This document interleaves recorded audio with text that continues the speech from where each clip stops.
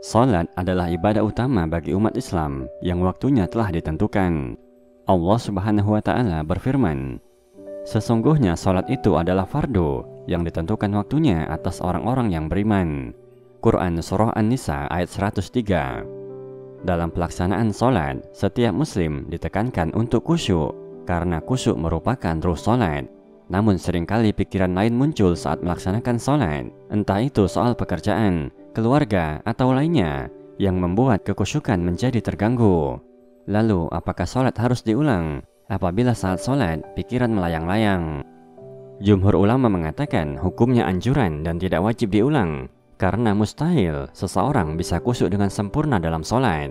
Di antara dalilnya, Rasulullah SAW bersabda, "Ketika azan dikumandangkan, setan menjauh dari masjid sambil terkentut hingga dia tidak mendengar azan. Setelah azan selesai dia datang. Ketika iqamah dia menjauh. Ketika iqamah selesai dia datang, lalu membisikkan hati hamba yang sedang sholat, 'Ingat ini, ingat itu,' padahal sebelumnya dia tidak ingat. Hingga seseorang lupa dan tidak tahu berapa jumlah rakaat yang telah dia kerjakan dalam sholatnya." Hadis riwayat Bukhari dan Ahmad. Dalam hadis ini Rasulullah menyebutkan kondisi orang yang digoda setan dalam sholat hingga pikirannya melayang-layang sampai dia lupa jumlah rakaat yang telah dia kerjakan. Artinya dia tidak khusyuk dalam sholatnya. Namun Rasulullah tidak memerintahkan agar sholatnya diulang. Hanya saja pahalanya berkurang, bahkan bisa jadi tidak ada.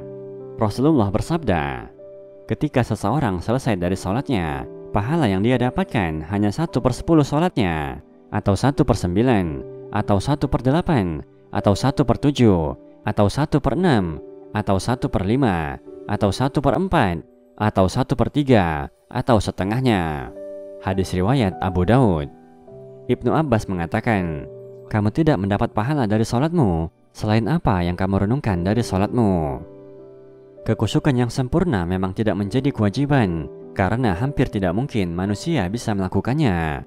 Adanya kondisi tidak khusyuk selama tidak dominan, maka sholatnya tetap sah. Namun bukan berarti kita mengabaikannya. Kita mesti mengupayakannya. Minimal kita berusaha merenungi dan meresapi setiap bacaan yang dilafalkan. Dan jangan lupa untuk melakukan sholat rawatib, yang mana ini bisa menjadi pelengkap untuk bagian dari sholat kita yang kurang. Demikian, Allahu a'lam.